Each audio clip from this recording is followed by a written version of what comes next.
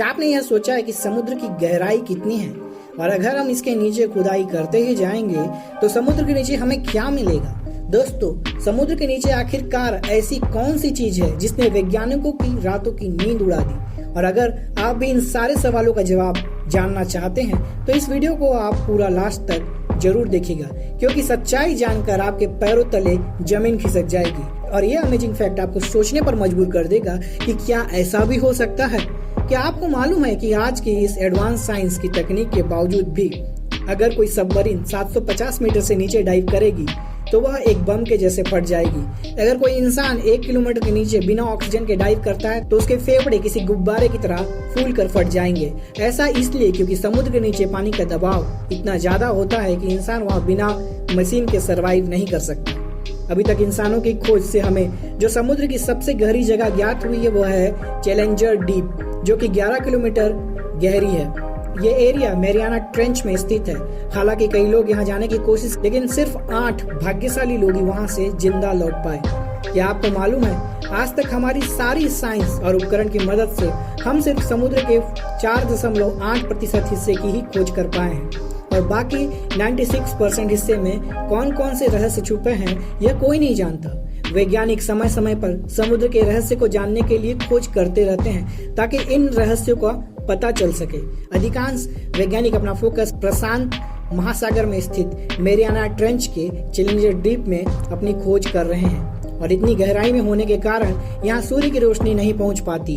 पानी का तापमान बहुत कम तथा दबाव बहुत ज्यादा होता है। इस गहराई में बहुत कम ही जीव जीवित रह पाते हैं, लेकिन चैलेंजर डीप को ही समुद्र का सबसे गहरा हिस्सा मानना बेवकूफी होगी, क्योंकि अभी तक हमने समुद्र का 10% हिस्सा भी एक्सप्लोर नहीं किया है। क्या आपको मालूम है, समुद्र की गहराई में कई सारे जीवंत ज्वालामुखी की खोज हुई है, जिसमें से धधकता लावा निकलते रहता है, और इस ज्वालामुखी से निकलने वाले गर्मी की वजह से ही वहाँ कई जीव सर्वाइव कर पाते हैं। चैलेंजर डीप की गहराई को एक्सप्लेन करने का सबसे आसान तरीका यह है कि अगर हम माउंट एवरेस्ट को उल्टा करके चैलेंजर डीप में डुबा दे तो भी वह चैलेंजर डीप की पूरी गहराई तक नहीं पहुंच पाएगा, और पूरा डूबने पर भी चैलेंजर डीप की सतह तक पहुंचने के लिए उसे और 3 किलोमीटर का सफर तय करना पड़ेगा। वैज्ञानिक वहां अपनी स्पेशल सबमरीन से डाइव करके चैलेंजर डीप की गहराई के राज उजागर करने की कोशिश कर रहे हैं, लेकिन अभी हम यह नहीं जान पाए हैं कि इस गहराई के बाद आखिर हमें वहां कौन सी दुनिया देखने को मिलेगी।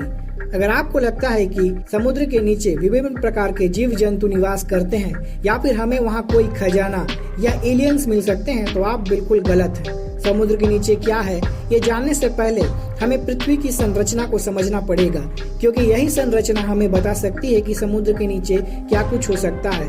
आपकी जानकारी के लिए यह बता दूं कि पृथ्वी के सबसे ऊपरी लेयर को क्रस्ट कहा जाता है, जहां सारा पृथ्वी का जीवन रहता है। हम, आप, पेड़, पक्षी, नदी, पहाड़ सब रहते हैं। क्रस्ट में जब हम खुदाई करते हैं तब हमें पानी व तेल प्राप्त होता है, लेकिन इसका मतलब यह नहीं है कि समुद्र के नीचे भी हमें तेल ही तेल मिलेगा। जब इस धरती का निर्माण हुआ था तब हजारों साल तक लगातार वर्षा होती रही थी। इस पानी को जमीन ने सोख लिया था, और इतने साल होने वाले लगातार बारिश का पानी कहाँ गया होगा? आपने सही समझा कि समुद्र के नीचे यह बरसात का पानी बह रहा है। यह पानी समुद्र के नीचे बराबर मात्रा में फैला हुआ है। सालों तक लगातार होने वाली बारिश के चलते यह पानी क्रस्ट के नीचे और मेंटल के ऊपर जमा हुआ है। इसलिए यह कहना गलत नहीं होगा कि समुद्र के नीचे कुछ और नहीं बल्कि सदियों से जमा हुआ बरसात का पानी है, जो कि वहाँ नदियों के रूप में बह रहा है, और इन नदियों को गल्फ स्ट्रीम कहा जाता है। सबसे पहले इस नदी की खोज मेक्सिको के पास की थी और इसका नाम सेनेटो एंजेलिटा रखा गया। यह समुद्र के नीचे 115 फीट पर बहती है, लेकिन इसका पानी मीठा नहीं बल्कि खारा होता है।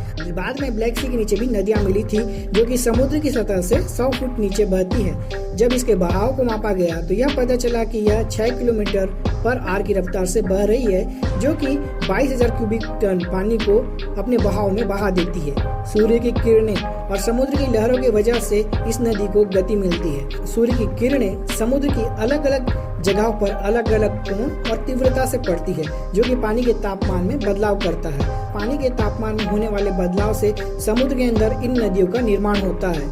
तो दोस्तों, आपको ये वीडियो कैसे लगी? अगर आपको ये वीडियो पसंद आई है तो प्लीज़ इस वीडियो को लाइक करना ना भूलें और मेरे चैनल को रोज इसी प्रकार के इंटरेस्टिंग फैक्ट से भरी वीडियो देखने के लिए सब्सक्राइब करें। आपसे मुलाकात होगी दोस्तों अगले वीडियो में, तब तक के लिए गुड बाय।